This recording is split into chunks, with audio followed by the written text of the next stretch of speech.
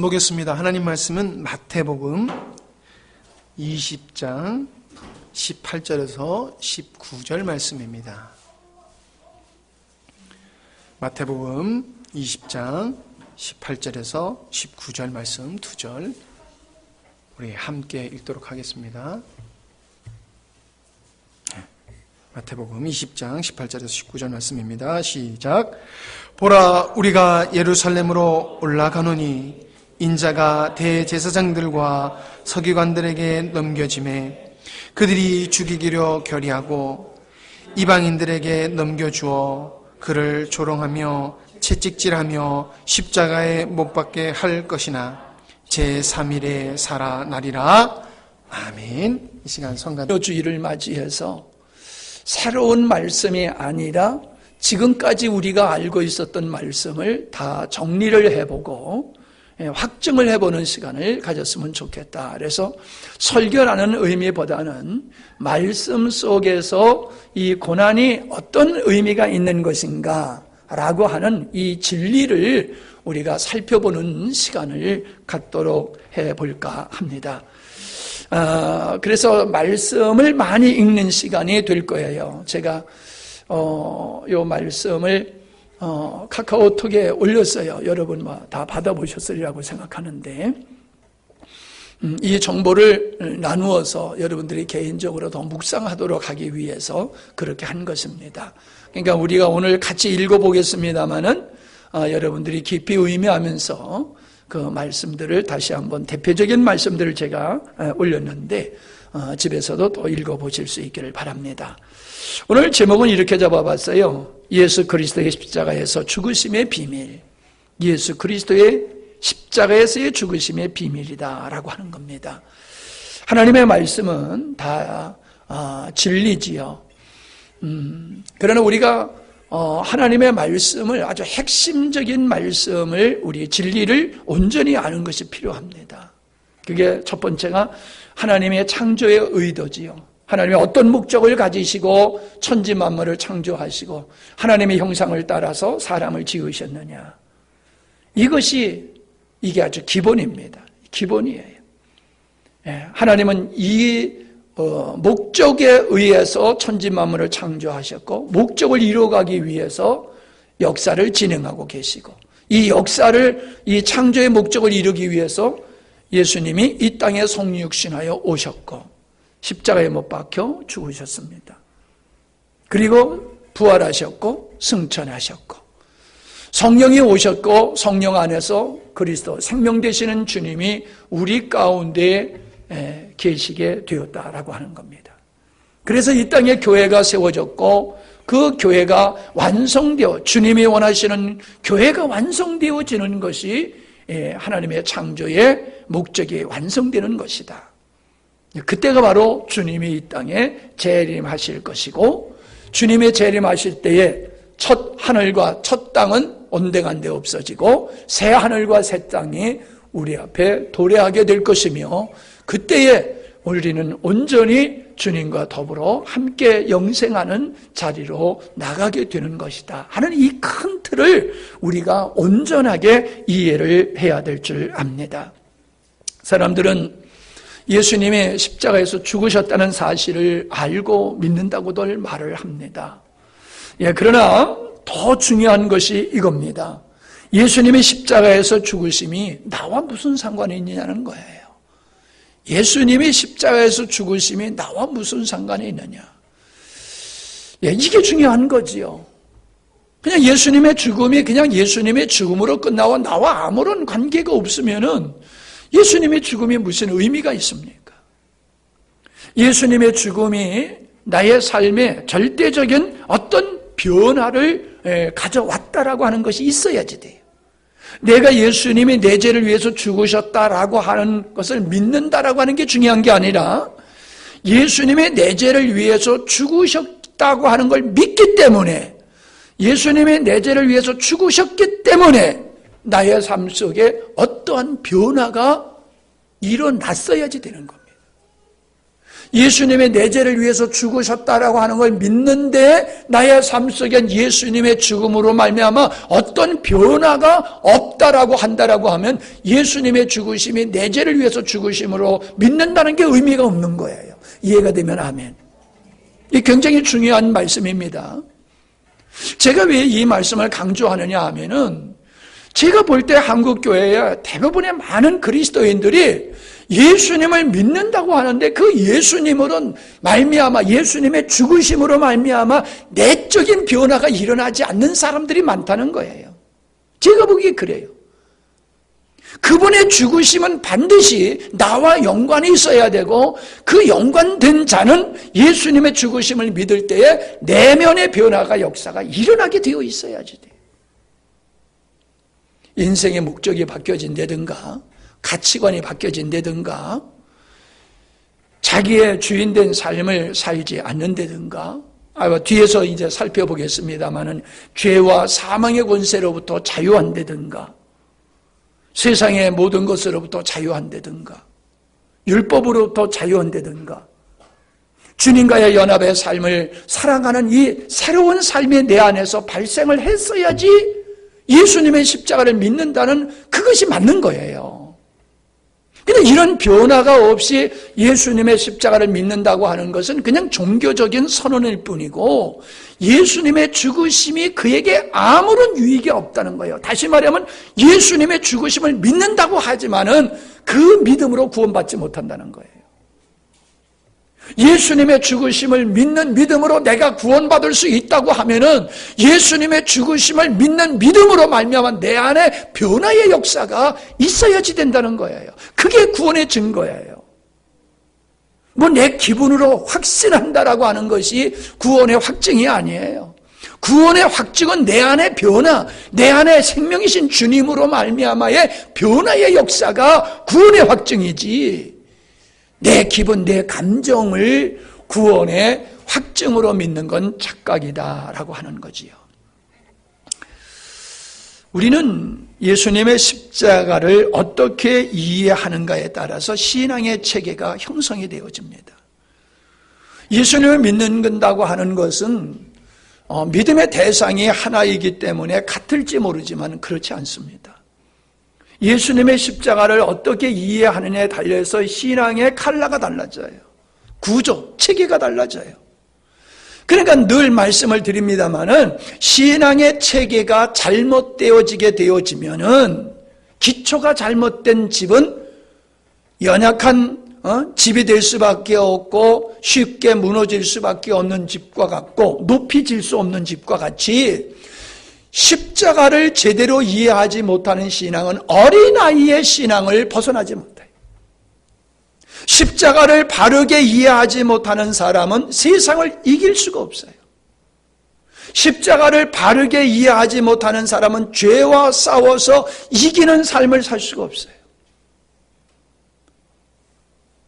하나님의 창조의 목적을 이룰 수 있는 사람은 십자가의 역사가 무엇인지를 십자가의 의미를 바르게 알아야지. 예수님의 죽음으로 말미암아 어떤 변화의 역사가 인류 속에 내 안에 속에 일어날 수밖에 없느냐라고 하는 걸 바르게 알 때에 가능한 줄로 믿습니다. 그래서 에베소서 3장에 보면은 예수님의 죽으심과 부활을 비밀이다 이렇게 표현을 하셨어요. 이 비밀은 그냥 풀리는 게 아니지요. 비밀번호를 입력해야지 그 풀리는 것과 같이 이 비밀, 신비한 이 영적인 예수님의 죽으심과 부활이라고 하는 이 신비한 것은 성령의 계시, 하나님의 계시에 의해서만이 열려지게 되는 거예요. 바울이 말하지 않습니까? 내가 하나님의 계시로 말미암아 내가 이 하나님의 비밀인 그리스도의 죽으심과 부활의 비밀을 내가 깨달았다라고 말하고 있습니다. 그걸 깨달았을 뿐만 아니라 하나님께서 창세전에 의도하신 하나님의 목적이 예수님을 통하여 어떻게 이것이 이루어지고 완성되어지는지 그 하나님의 일하심, 그걸 곧 경륜이라 말하는데 내가 그 경륜을 알고 있다라고 사도 바울이 말씀하고 있습니다. 여러분, 이것은 바울의 고백으로 끝나서는 아니 될 겁니다. 믿는 자는 누구나 해야 될 고백입니다. 사람들은 그건 전문적인 건 목사님이나 알아서 하세요 라고 생각하고 그냥 우리는 교회 가서 예배 참석하면 다 되는 거 아닙니까? 이렇게 말합니다. 천만의 말씀입니다. 그게 바로 그런 생각을 가지고 있는 사람들은 정상적인 믿음의 생활을 못하고 할 수가 없는 겁니다. 진리는 목회자의 전유물이 아닙니다. 진리를 내가 얼만큼 소유하고 그 진리가 얼만큼 나에게 실제가 됐느냐에 따라서 개인적인 신앙, 개인적인 삶의 변화가 있고 개인적인 삶 속에 하나님의 역사가 생명이 나타나게 돼 있는 거지. 이 진리가 없으면 방황해요. 인생의 방황, 신앙의 방황해요. 이 껍데기 신앙생활을 하면서 종교적인 신앙생활을 하면서 자기가 마치 바르게 신앙생활을 하고 있는 줄 착각하고 있어요. 여러분, 이 자리에서 예배를 드리시는 여러분뿐만 아니라 집에서 지금 이 방송으로 보시는 우리 성도님들 착각하지 마세요. 내가 무엇을 믿느냐라고 하는 게 중요한 거 아니라 그 믿음으로 나의 삶 속에 어떤 변화가 있느냐가 여러분의 믿음의 참 증거입니다. 우리는 찬양을 해도 사나 죽으나 나의 것은 나는 주의 것입니다라는 찬양을 하지만은 내 삶 속에서 내가 주인된 삶을 살고 내 감정, 내 목적, 내 기분, 내 만족을 위해서 살고 있다라고 하면은 그리고 세상의 어떤 정서에 묶여서 끌려가고 있다라고 하면은 우리는 정상적인 믿음의 생활하고 있는 게 아니지요. 하나님의 목적을 위해서 예수님은 천지 만물을 창조하셨지요. 그게 시작이에요. 십자가에서 죽으심과 부활을 통해서 창조의 목적을 이루셨지요. 성취예요. 생명으로 믿는 자들 가운데 거하셔서 그 역사를 이루시는 게 교회 안에서의 주님의 역사고 언젠가는 반드시 이루실 것입니다. 우리가 데살로니가전서 5장 23절로 24절의 말씀을 보겠습니다. 평강의 하나님이 친히 너희로 온전히 거룩하게 하시고 또 너의 온 영과 혼과 몸이 우리 주 예수 그리스도에 강림하실 때에 흠없게 보존되기를 원하노라. 너희를 부르시는 이는 미쁘시니 그가 또한 이루시리라. 우리를 부르신 그분, 왜 불렀어요? 당신의 목적을 위해서. 당신의 목적을 위해서 우리를 부르신 그분은 우리를 통하여 당신의 목적을 반드시 신실하게 이루실 분이다. 완성하실 분이라는 거예요. 이 일을 시작하신 분, 아니 계획하신 그분이 시작하셨고 시작하신 그분은 반드시 당신의 목적을 이루실 것이다 라고 바울이 선포하고 있습니다. 예수님의 죽음을 인간들이 어떻게 보느냐가 중요한 게 아닙니다.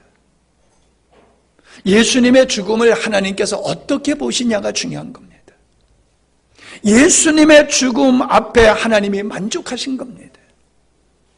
예수님의 죽음을 우리 주님께서 모든 만민의 죄, 그 죄값의 희생 제물로 만족하신 겁니다.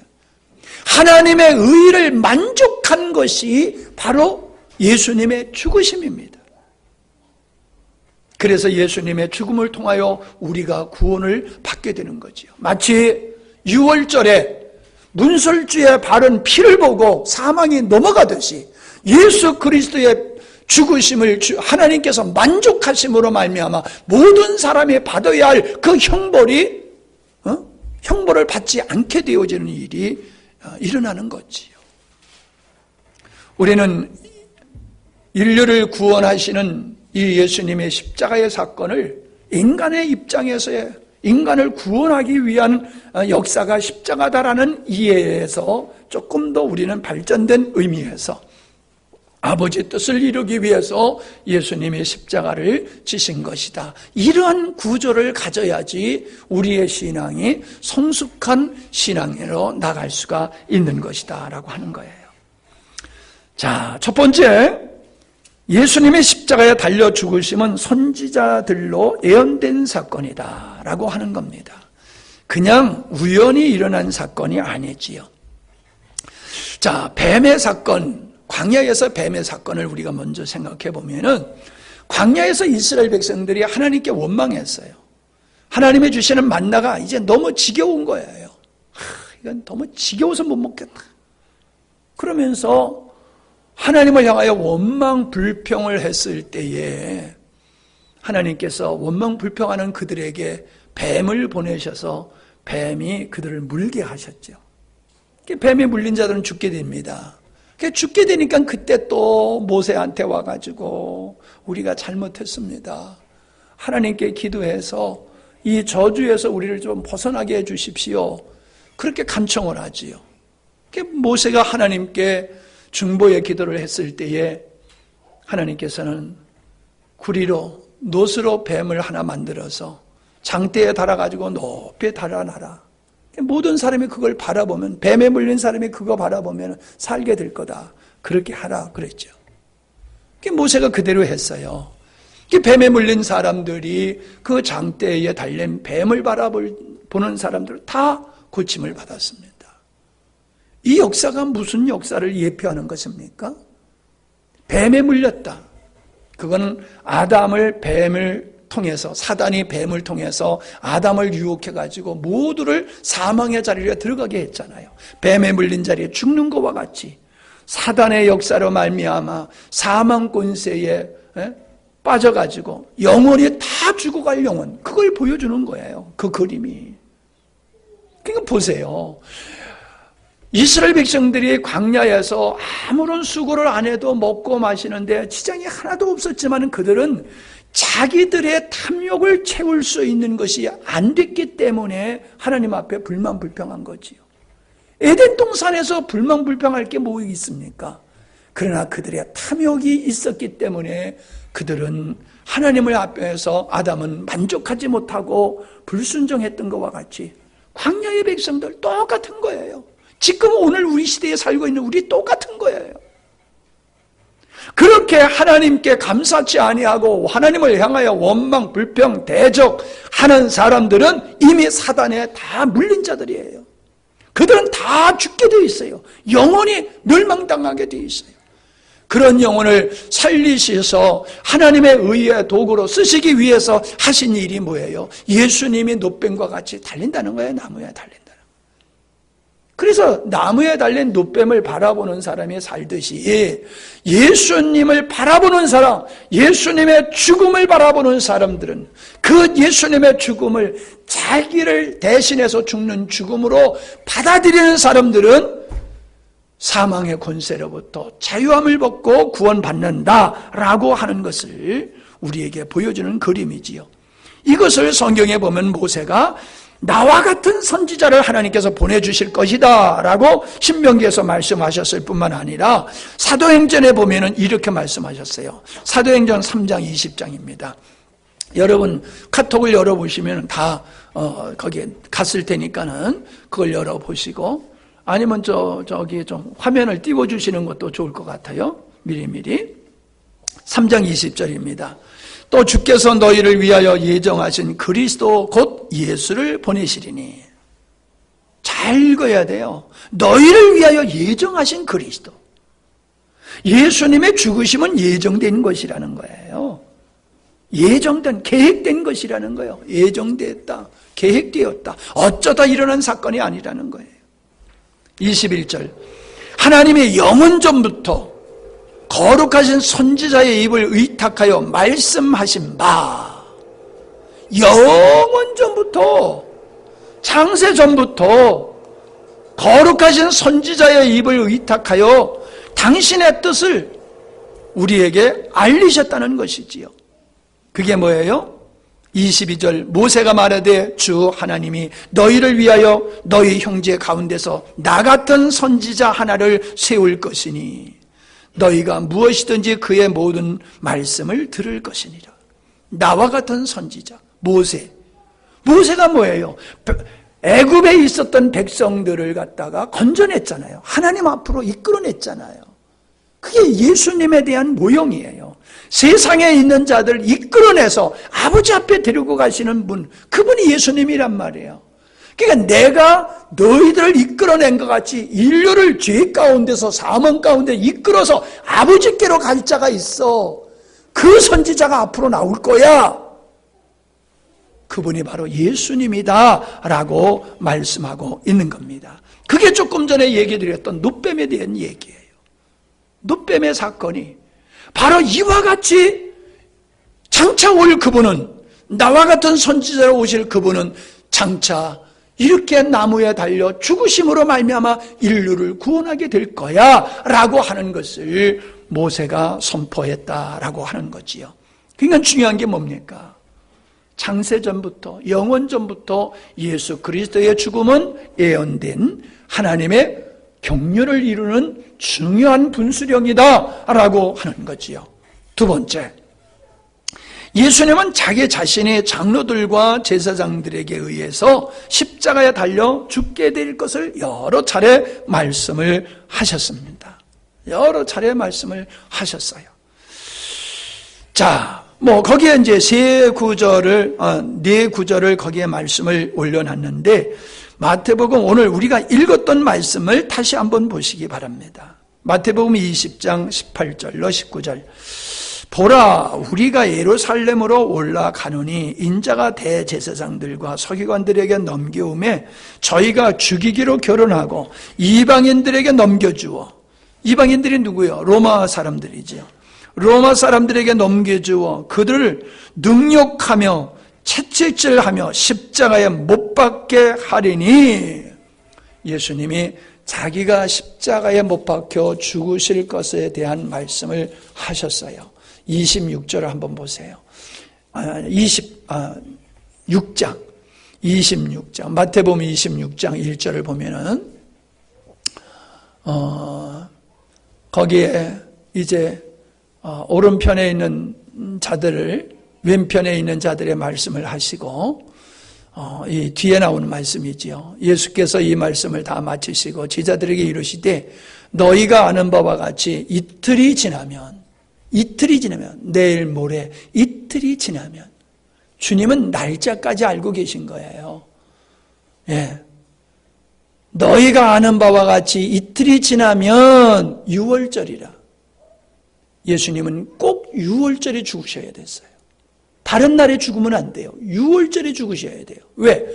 6월절에 양의 죽음으로 죽어야 할 백성들이 안 죽었잖아요. 그게 예수님의 죽으심을 통해서 죽어야 될 사람이 살아날 것, 구원의 역사를 6월절 양을 통해서 보여주신 거잖아요. 그러니까 예수님은 나는 6월절에 죽어야지 돼. 근데 이번 6월절에, 지난번 6월절도 많았어. 근데 이번 6월절이 내가 죽어야 될, 십자가에 달려서 죽어야 될 그 절기야 라는 말씀하시는 거예요. 그러면서 뭐라 그러세요? 인자가, 같이 읽어볼까요? 인자가 십자가에 못 박히기 위하여 팔리리라. 십자가에 못 박히기 위하여 어떻게 되리라? 팔리리라. 십자가에 못 박혀 죽으실 것도 아셨고 팔려가지고 십자가에 못 박히실 것도 아셨단 말이에요.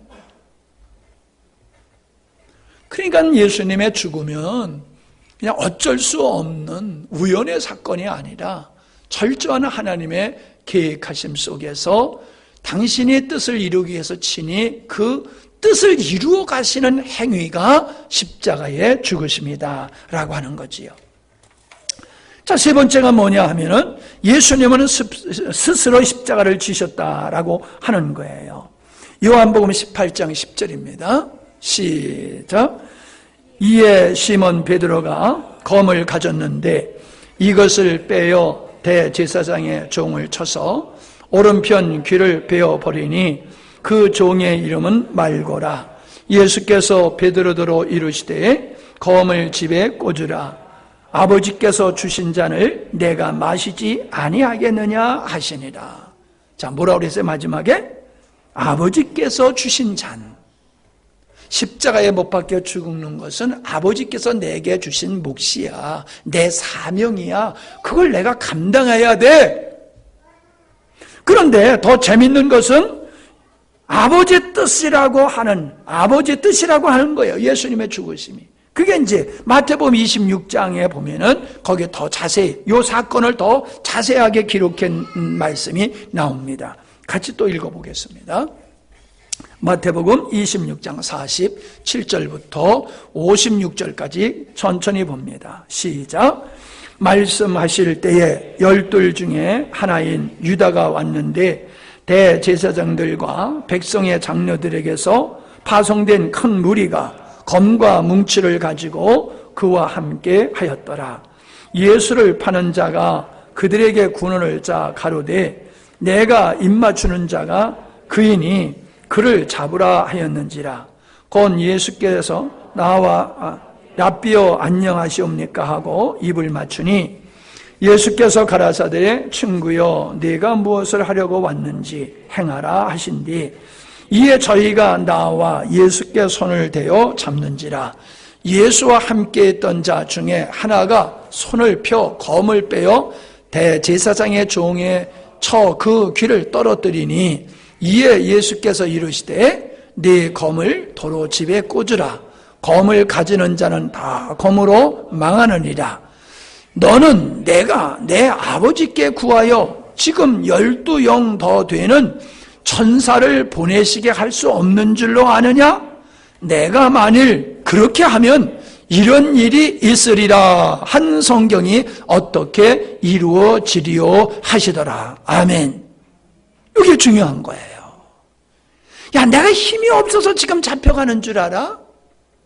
내가 아버지께 구하면은 그냥 사단급의 그냥 천사를 보내가지고 저들을 그냥 싹 멸할 수 있어. 근데 그렇게 하면 내가 안 죽을 거 아니야? 내가 안 죽으면은 아버지 계획이 안 이루어지잖아. 선지자를 통해서 쭉 말씀하셨던 그 하나님의 계획이 이루어질 수가 없잖아. 아버지 계획이 이루어지기 위해서 내가 죽어야지 되는 거야. 그러면서 말고의 귀를 치은 베드로를 책망하시면서 다시금 그 귀를 곤쳐주시지 않습니까? 예수님의 죽음은 스스로 아버지 뜻을 이루기 위해서 십자가를 지신 것이다 라고 하는 거지요. 그 사람들이 이걸 오해를 하지요. 아니, 무기력하게 십자가에 못 박혀 죽은 그 사람을 그래 하나님으로 믿어? 말도 안 된다. 그렇게 사람들이 생각해요. 그건 하나만 알고 그야말로 둘을 모르기 때문에 그런 생각을 갖는 거지요. 만약에 예수님의 불강력적으로 그렇게 로마인들에게 잡혀서 억울하게 십자가에 못 박혀 죽으셨다라고 하면은 그분이 하나님이실 수가 없지요. 그분을 믿을 필요가 없지요. 그러나 그분은 이것을 이루기 위해서 친히 오셨어요. 당신은 죽은 나사로까지 살리셨어요. 수가성의 여인의 아들 죽어서 장사 지내러 가는 그 젊은이도 예수님이 살리셨어요. 병든 자 고치는 건 고사하고요. 사망의 권세를 이기신 그분이 사망에 사로잡혀 죽는다? 말이 안 되는 거잖아요. 근데 예수님은 스스로 그렇게 죽으셨어요. 누구 위해서 죽임을 당하실 수 있는 분이 아니에요. 그분은 참 생명이시기 때문에 스스로 죽으신 거예요. 스스로 제물 되신 거예요. 이것을 우리는 분명히 알아야 될 줄로 믿습니다. 그래서 56절을 보세요. 그러나 이렇게 된 것은 다 선지자들의 글을 이루려 함이라. 다 선지자들의 글을 이루려. 뭐요? 아버지 뜻을 이루려고 내가 십자가에 못 박혀 죽는 거야. 이 말씀을 하고 있는 거예요. 여러분, 제자들이 이것을 그때 당시는 이해를 못했어요. 그러나 예수님의 부활 승천하시고 성령이 오셨을 때 비로소 알게 됐지요. 오늘도 마찬가지입니다. 들어서 아는 게 아니에요. 제자들이 들어도 몰랐어요. 지금도 마찬가지요. 들어도 몰라요. 누가 알아요? 계시로. 성령의 계시에 의해서 깨닫는 자만이 알게 되는 거예요. 오순절에 성령이 임하심으로 비로소 제자들이 예수님이 하신 말씀이 알게 됐단 말이야. 아, 그거로구나. 똑같아요. 주의 종이 선언하고 말씀에 기록된 걸 읽어서 안다고 해서 아는 게 아니에요. 주의 영이, 계시의 영이 임하시면은 아, 이게 그거로구나. 예수님의 죽으심이 이런 거로구나. 그걸 알게 되는 거죠. 모두가 그런 분이 되시기를 바랍니다. 예. 자, 예수님의 죽으심은 속죄제물이 되신 거예요. 속죄제물이다라기도 하고 화목제물이다라고 말하기도 해요. 사실 같은 의미예요. 예. 내용은 다르지만 의미는 같아요. 왜? 속죄는 내가 죽을 것을 대신 죽는 의미고요. 화목제는 하나님과 원수되었던 우리를 화목하게, 자녀로서 화목하게 만드시는 데에 필요한 제물이 되신 분이 예수님이라는 거지요.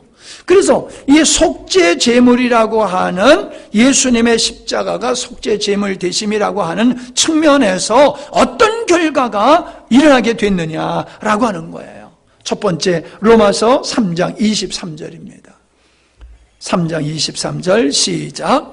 모든 사람이 죄를 범하였음에 하나님의 영광에 이르지 못하더니 그리스도 예수 안에 있는 속량으로 말미암아 하나님의 은혜로 값없이 의롭다 하심을 얻은 자 되었느니라. 자, 예수님의 죽음을 통해서 어떤 역사가 일어났다는 거예요? 의롭다 함을 받는, 우리가 의롭다 함을 받는 의로운 자가 되어버렸다는 거예요.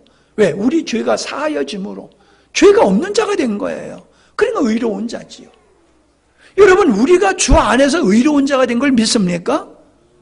근데 자꾸 우리는 우리가 지금 짓고 있는 죄, 못된 옛사람의 성향으로 말미암아 넘어지고 실패한 것에 묶여가지고 나는 의롭지 못해, 이런 생각을 가지고 있어요. 이게 어리석은 거예요. 예수님의 죽음은 과거와 현재와 미래의 모든 죄를 포함해서 십자가에서 대속의 제물이 되신 것이지 과거의 죄만 그런 게 아니에요.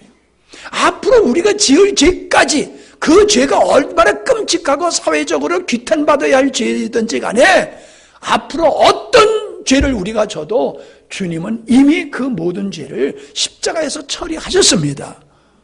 아멘. 그러니까는 아이고 이제 뭐 맘 놓고 살아도 된다, 그러면 안 된다고 성경에서 말하고 있잖아요. 그럴 수가 없지요. 나의 죽음을 통해서 예수님이 십자가에 죽으셨다는 걸 알면서 어떻게 그 죄를 그렇게 쉽게 질 수가 있습니까? 자, 그 다음에 25절 시작.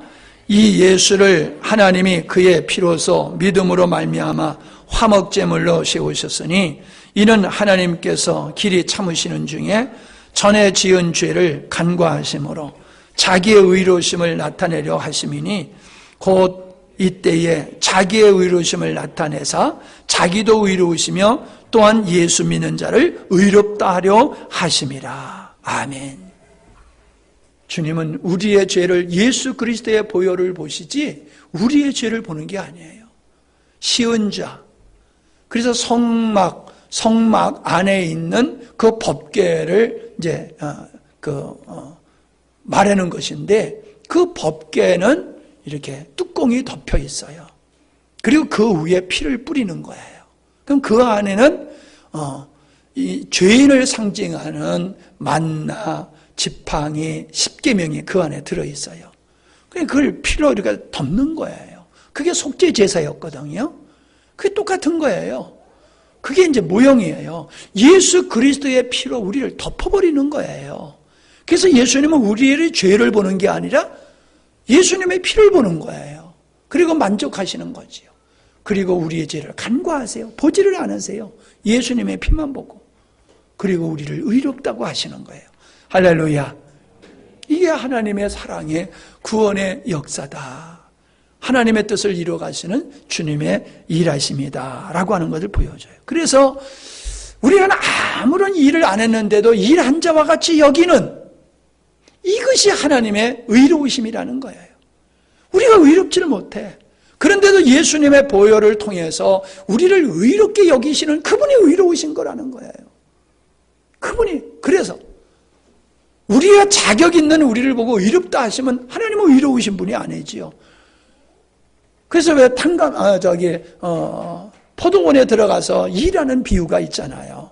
9시, 12시, 3시, 저녁에 다 돼서 이렇게 포도원에 가서 일해라 했을 때에 알잖아요. 시간이 없어서 그냥 넘어갑니다. 그냥 아침에 일하는 자는 많이 받을 줄 알았단 말이에요. 그냥 저녁거름에 가서 받은 자도 아침에 가서 일한 자와 똑같이 사례를 받았어요. 그게 의롭다는 거예요. 일 안 했는데도 임금을 똑같이 주는 거. 우리가 의롭지 않는데도 예수님의 보혈로 우리를 의롭다는 거, 이게 하나님의 의로우심이고 우리가 그 의롭다함을 받는 게 축복이다라고 하는 것을 보게 되는 거지요. 그 다음에 다섯 번째의 두 번째, 그거는 하나님과의 화목해 하심이에요. 자, 죄는 하나님과 원수되게 하는 것이지요. 사망은 하나님과 분리가 되게 하는 것이다 라고 하는 겁니다. 그래서 예수님의 이 화목제물 되심으로 말미암아 원수되었던 우리들이 하나님 앞에 언제나 나갈 수 있게 하신 것이 바로 십자가의 역사다. 자, 이걸 다 읽으면 시간이 없으니까는 히브리서 4장 16절만 읽어보겠습니다. 히브리서 4장 16절 시작. 그러므로 우리가 긍휼하심을 받고 때를 따라 돕는 은혜를 얻기 위하여 은혜의 보좌 앞에 담대히 나아갈 것이니라. 아멘. 보세요. 우리가 돕는 은혜가 없이는 못 살아요. 코로나도 마찬가지고요. 우리가 주님의 은혜가 아니면 못 살아요. 제가 영적인 것을 소중히 여기지만은요, 엊그저께도 육신의 문제를 가지고 이렇게 오신 분이 계셨어요. 7년이 더 돼서 오셨어요. 예. 어떻게 보면 좀 얄미워. 그동안 말이야. 편안하니까 안 오다가 이제 어려움이 있으니까 또 7년 만에 왔어요. 그러나 저는 그분을 기쁘게 맞았고 기꺼이 기도해 드렸어요. 왜요? 하나님께서는 우리의 영적인 문제를 본질로 여기실 뿐만 아니라 육신의 문제도 하나님께서는 우리에게 은혜를 베푸시는 분이거든요. 그러니까 돕는 은혜를 입기 위해서 때를 따라 언제나 필요할 때마다 아버지 앞에 나갈 수 있는 길이 활짝 열렸다는 거지요. 예수님이 십자가에 못 박혀 죽으실 때에 휘장이 쫙 열렸어요. 성소와 지성소를 가로막는 이 휘장이 있었는데 이 휘장은 소가 잡아 찢어도 안 찢어질 정도로 그렇게 아주 견고하게 만들어졌다고 그래요. 근데 그게 그냥 찢어져 버렸어요. 쫙 갈라졌어요. 그게 뭐예요? 모든 인간은 하나님 앞에 언제나 때를 따라 돕는 은혜를 입을 수 있도록 나갈 수 있는 은혜를 입은 자라는 거예요. 그걸 보여주는 거예요. 할렐루야. 예. 그래서 우리는 이러한 화목제물로 말미암아 언제나 하나님 앞에 나갈 수 있게 됐다라고 하는 거고요. 다섯 번째, 세 번째, 죄와 마귀로부터 자유함을 얻게 되었다. 더 이상 우리는 참소하는 마귀에 끌려다니면서 그 죄의 권능에 사로잡혀가지고 사는 존재가 아니라 그걸 이겨내고 자유하면서 주님의 생명에 의해서 살아갈 수 있는 사람이 된 것이 구원받은 새로운 피조물이다 라고 하는 거예요. 그게 로마서 6장에 있는 말씀이에요. 늘 많이 읽었고 시간이 없어서 그냥 넘어가도록 하겠고요. 다섯 번째 네 번이에요. 율법으로부터의 자유다라고 하는 거지요. 이것도 로마서 7장에 보면은 옛 남편을 율법으로 얘기하고 있고 새 남편을 예수님으로 비유해서 설명을 하고 있는 거지요. 율법, 옛 남편은 모든 걸 요구만 해. 그리고 잘못하면은 벌을 내려. 근데 새로운 남편이신 예수님, 그 더 이상 옛 남편의 요구를 만족할 수 없는 사람은 자기가 죽어버리고 예수 그리스도라고 하는 새로운 신랑에게 결혼을 하게 됐을 때 그분이 우리가 행해야 될 모든 것을 다 이루신다는 거지요. 그래서 여기서 말씀하고 있는 게 보면 율법에 대해서 죽었다라고 하는 거예요. 7장에서 말씀하고 로마서 7장에서 말씀하고 있는 게 뭐예요? 야, 너희들은 이제 율법에 대해서 죽었어. 다시 말하면 율법에 대해서 책임이 없어, 그거예요. 율법에 대해서 책임이 없어. 너는 이제 오직 예수 그리스도께만 순종하면 되는 거야. 그는 그분이 모든 걸 다 하셔. 그 말씀을 하고 있는 겁니다. 자, 가장 중요한 이제 여섯 번째 말씀입니다. 예수님의 죽으심은 예수님 홀로 죽으심이 아니라 예수님의 죽으실 때에 나의 옛사람도 함께 십자가에 못 박혀 죽었다는 거예요. 자, 이걸 같이 읽어야 됩니다. 로마서 6장 3절입니다. 로마서 6장 3절로 6절까지 읽습니다. 시작. 무릇 그리스도 예수와 합하여 세례를 받은 우리는 그의 죽으심과 합하여 세례받은 줄을 알지 못하느냐.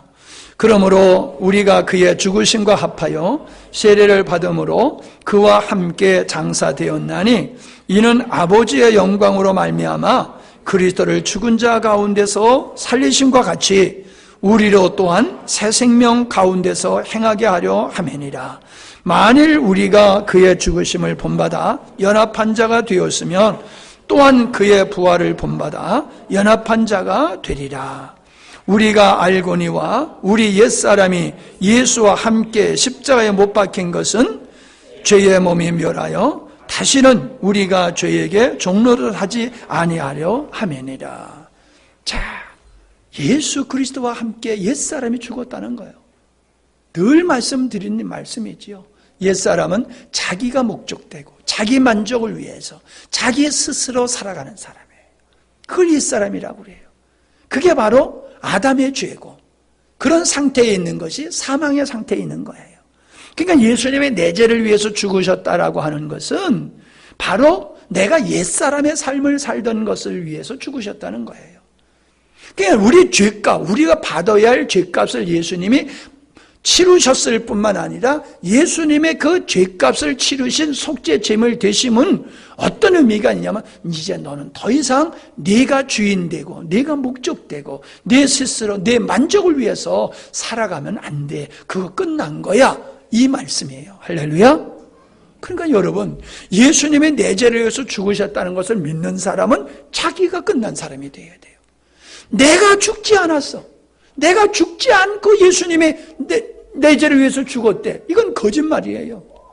내 죄를 위해서 죽었다는 것은 형벌을 받지 않도록 대신 형벌을 받으셨을 뿐만 아니라 이제 더 이상 너는 더 이상 너 자신을 위해서 살지 말라. 그 말씀이에요. 그러니까 가늠하다 현장에 잡혀온 사람들을 돌로 쳐 죽이려고 그랬잖아요. 그런데 죄 없는 자가 먼저 치라 그러니까 다 도망갔잖아요, 사람들이. 그때 뭐라고 그랬어요? 나도 너를 정죄하지 않는다. 그러면서 뭐라 하셨어요? 다시는 전과 같은 생활을 하지 말아라. 죄를 짓지 말아라 그러셨어요. 똑같은 얘기예요.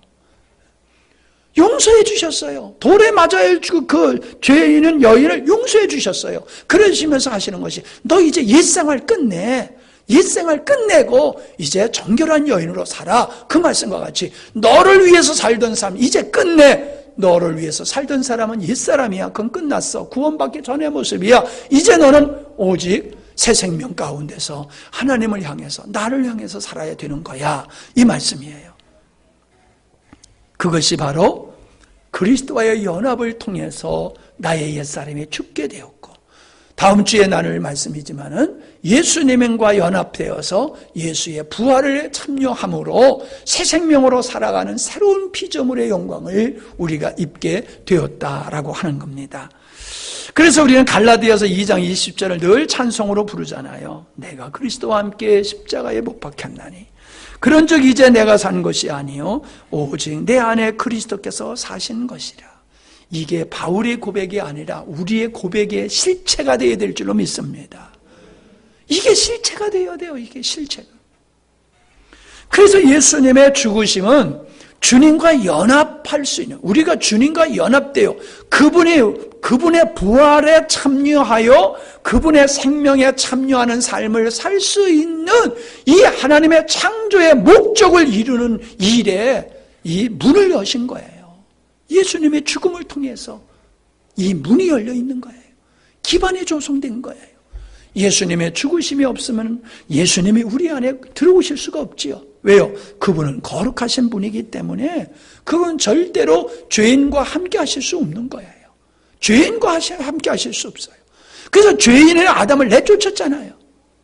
죄를 사하시고 아들로 받아주셨을 뿐만 아니라 그 의로운 자 된 우리 안에 주님이 생명으로 임하셔서 우리 가운데서 역사하시는 분이 되셨잖아요.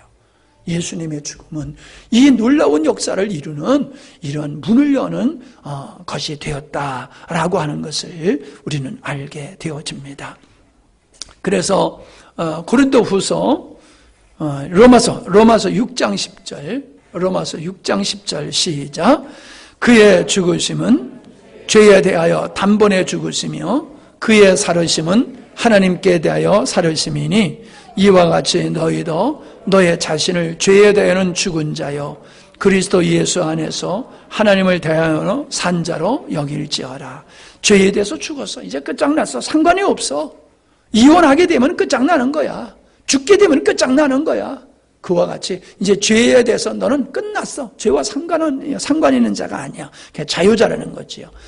고린도 후서 5장 15절 모든 사람을 대신하여 죽으심은 산자들로 하여금 다시는 저희 자신을 위하여 살지 않고 오직 저희를 대신하여 죽었다가 다시 사신 자를 위하여 살게 하려 함이라.